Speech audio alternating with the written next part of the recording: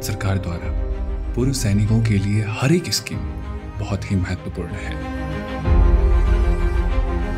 Central government के ministry of defence के अंतर्गत directorate of ex serviceman welfare के माध्यम से पूर्व सैनिकों को कई सारी योजनाएं उपलब्ध कराई गई हैं।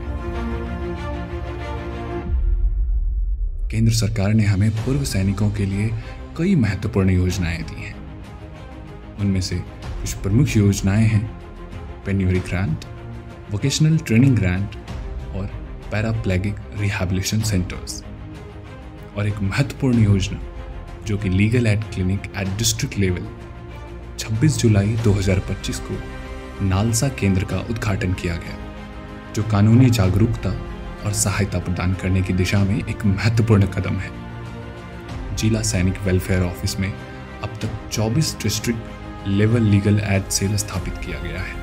इससे पूर्व सैनिक एवं सर्विस वेटरनिटी को सुविधा मिलेगी। Welcome to Assam. असम में आपका स्वागत है। प्रकृति और परंपरा की अनोखी भूमि। यहाँ हर कोना अपनी खूबसूरती और विरासत की कहानी सुनाता है। ये धरती वीर लचित बोरफुकान की वीरता से सदा गौरवशाली है। उनकी युद्ध नीति और देशभक्ति आज भी हर दिल को प्रेरित करती है। कामाख्या धाम आध्यात्मिक शक्ति और आस्था का प्रतीक है। यहाँ आने से भक्त को अनन्य शांति और ऊर्जा का अनुभव होता है। काजीरंगा नेशनल पार्क अपने एक सिंग वाले राइनो के लिए विश्व विख्यात है। जीव जंतुओं और प्रकृति के संग्रह का ये एक अनमोल रत्न है। असम की संस्कृति और जनजातियां बहुत समृद्ध हैं। बिहू, झूमर और सत्रिया नृत्य असम की सबसे बड़ी सांस्कृतिक विरासत है। ये परंपरा लोगों को एकता और उमंग के धागों में बांधती है। कुल 24 प्रकार की योजना राज्य सरकार के द्वारा दिए गए हैं, जैसे कि स्टूडेंट्स के वार्ड्स के लिए स्कॉलरशिप, बेटी की शादी के लिए सहायता, सैनिक स्कूल में एडमिशन पर ग्रांट और पास आउट होकर आर्म्ड फोर्स में कमीशन प्राप्त करने पर ग्रांट आदि। 2023 में माननीय मुख्यमंत्री द्वारा एक अतिरिक्त योजना शुरू की गई है। हमारे भूतपूर्व सैनिकों के घर के रजिस्ट्रेशन में 75% शुल्क माफ किए गए हैं। साथ ही पुराने घर के म्युनिसिपैलिटी टैक्स भी माफ कर दिए गए हैं। आइए सुनते हैं असम के माननीय मुख्यमंत्री का क्या कहना है। 18,000 পৰিয়াললৈ বৃদ্ধি কৰিছোঁ। তাৰ পৰিপ্ৰেক্ষিতত কি ধৰণে আমি এই আঁচনিখন দৰিদ্ৰ দুখীয়া মানুহে যাতে পাব পাৰে, তাৰ বাবে আমি কেনেকৈ আগবাঢ়িব লাগে তাৰ বিষয়ে আজি আমি পুংখানুপুংখভাৱে আলোচনা কৰিম। असम एक ऐसा राज्य है जहां सरकार ने चारों ग्रेडों में 2% का नौकरी में आरक्षण दिया है। सरकार के द्वारा विविध वीरता पुरस्कार की राशि में भी वृद्धि की गई है।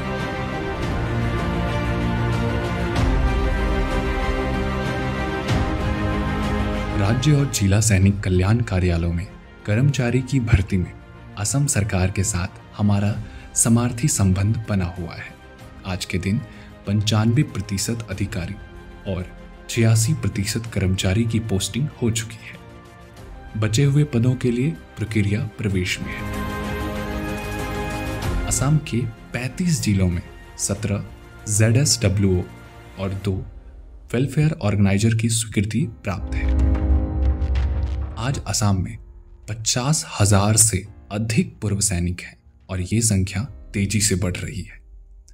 दूर दराज के क्षेत्रों में रहने वाले पूर्व सैनिकों तक पहुंचना कठिन था, लेकिन हमारी दल ने हर संभव कोशिश की और उन तक पहुंच सके। बड़े रैलीज की जगह अब हमने एक नया आउटरीच प्रोग्राम शुरू किया है, जिसे पूर्व सैनिक समुदाय ने हाथों हाथ स्वीकार किया है। अपडेट और कम्युनिकेशन के लिए हमारे पास एक व्हाट्सएप ग्रुप है, जिसमें पूर्व सैनिक, वीर नारी और वीर माता जुड़े हुए हैं। हम उनसे समय समय पर संपर्क करते हैं और उनकी स्थिति के बारे में जानकारी लेते हैं। साल में कम से कम एक बार हम उनके घर जाकर मिलते हैं। खासकर 80+ वेटरन्स और वॉर डिसेबल सैनिक के घर पर हम मिनी आउटरीच रैली, प्रोग्राम और डेटा कलेक्शन एक्टिविटी भी करते हैं ताकि हम हमेशा पूर्व सैनिक और उनके परिजनों के साथ खड़े रह सकें। असम में 7 सैनिक विश्रामालय पूरी तरह से क्रियाशील हैं। ये वीर सैनिकों के लिए एक वरदान साबित हो रहे हैं। चिकित्सा, व्यक्तिगत कार्यालयों के लिए पूर्व सैनिक इन सैनिक विश्रामालयों का उपयोग कर रहे हैं। डिब्रूगढ़ और नॉर्थ लखीमपुर में 2 नए सैनिक विश्रामालय बन रहे हैं जो जल्द ही क्रियाशील होंगे। डायरेक्टरेट ऑफ सैनिक वेलफेयर ने गुवाहाटी में एक राज्य युद्ध स्मारक का निर्माण भी किया है। इस स्थान पर गणतंत्र दिवस, पूर्व सैनिक दिवस, स्वाधीनता दिवस और विजय दिवस जैसे कई कार्यक्रम आयोजित किए जाते हैं। इसका संरक्षण भी इसी डायरेक्टरेट के द्वारा किया जाता है। यह स्थान शहर के पर्यटन स्थल में शामिल है और यहाँ कई नागरिक दर्शन के लिए आते हैं। असम पूर्व सैनिक कॉरपोरेशन लिमिटेड तहत एक रजिस्टर्ड कॉरपोरेशन के रूप में स्थापित करने का प्रस्ताव है। इसका उद्देश्य पूर्व सैनिक, युद्ध वेटरन और उनके आश्रितों को कॉन्ट्रैक्ट आधारित रूप से रोजगार प्रदान करना, उन्हें आत्मनिर्भर बनाना और स्वयं रोजगार के लिए प्रशिक्षित करना है। प्रस्ताव ये भी है कि ये कॉरपोरेशन एक पब्लिक सेक्टर अंडरटेकिंग होगी जो असम सरकार के द्वारा पूर्ण रूप से स्वामित्व है। आइए सुनते हैं कि retired lieutenant general Rana Pratap Kalita क्या कहना चाहते हैं।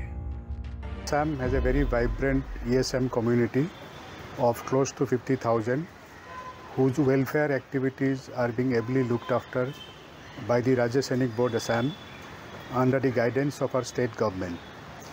The state of Assam has initiated and taken number of welfare schemes for the ex-serviceman community.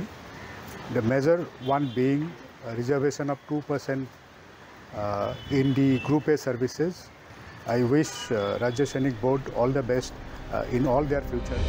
2 प्रकार के काउंसलिंग किए जाते हैं, एक डिपेंडेंस के लिए और दूसरी पूर्व सैनिक, वीर नारी, वीर माताओं के लिए।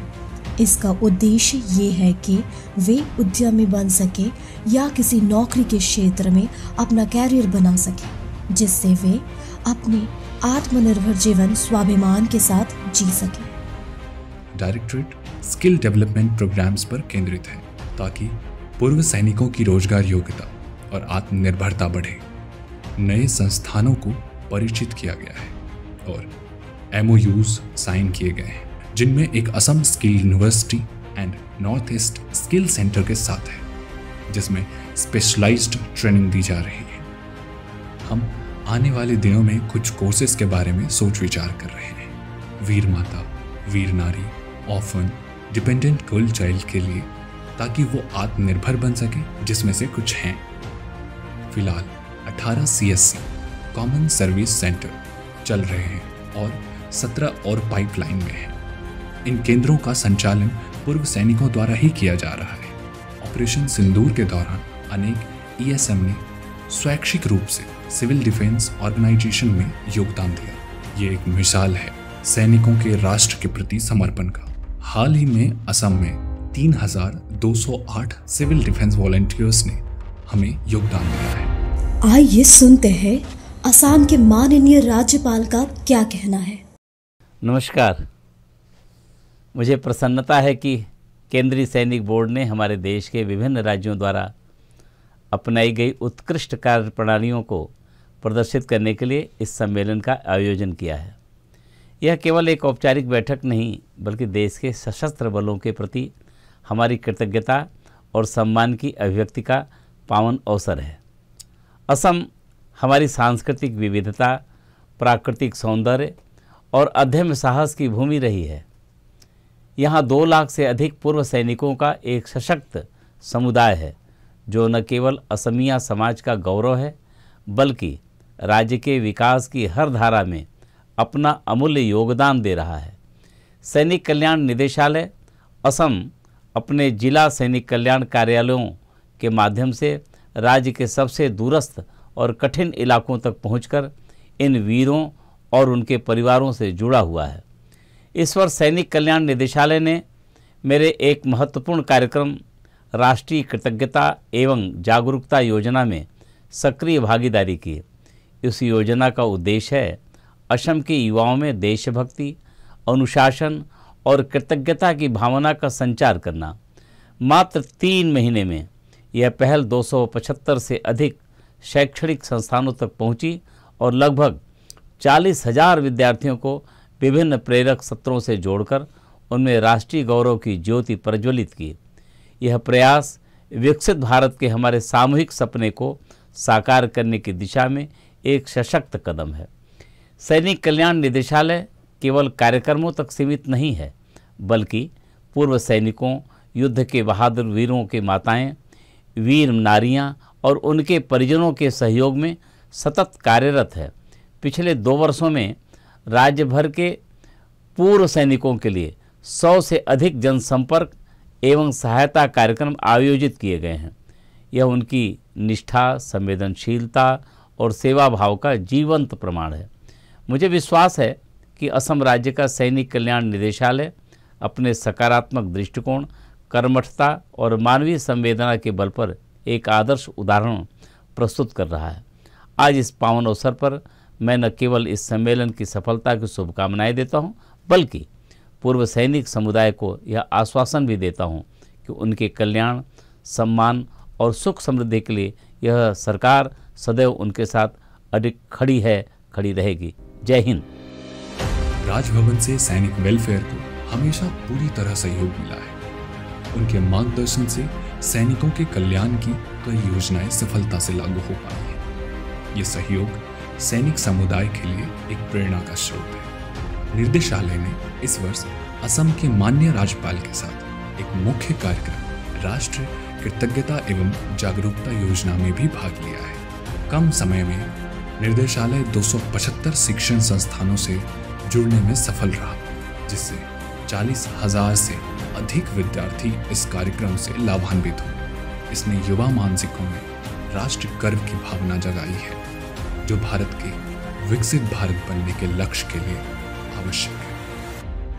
आने वाले दिनों में हम और ज़्यादा उभर कर सामने आएंगे। सीएम और गवर्नर के मार्गदर्शन में एक थिंक टैंक गठित किया गया है, जिसके माध्यम से सैनिक कल्याण योजनाओं का समीक्षण किया जा सके।